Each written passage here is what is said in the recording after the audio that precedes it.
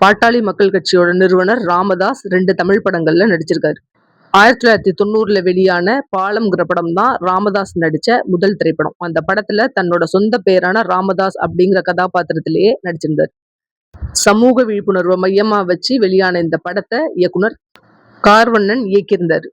முரளி, எம்.என். நம்பியார், கிட்டி எல்லாம் நடிச்சிருந்த இந்த படத்துல இந்தியன் ஹாக்கி டீமோட முன்னாள் கேப்டன் வாசுதேவன் பாஸ்கரன் வில்லனாவும் அரசியல்வாதியாவும் இந்த படத்துல அறிமுகமாயிருந்தார்.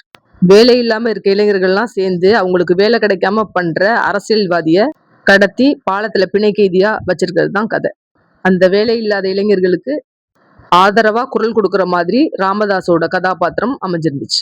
டாக்டர் ராமதாஸ் திரைப்படத்துறைக்கு எதிரான ஒருத்தர் அப்போ ஒரு படத்துல வந்தது பெரிய விமர்சனத்துக்குள்ளானுச்சு.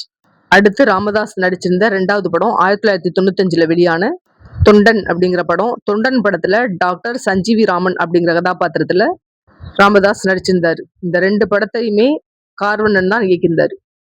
இந்த 2 படத்துலயுமே முரளி தான் ஹீரோவா நடிச்சிருந்தாரு. இந்த வீடியோ உங்களுக்கு பிடிச்சிருந்தா லைக் பண்ணுங்க, ஷேர் பண்ணுங்க, சப்ஸ்கிரைப் பண்ணுங்க. நன்றி.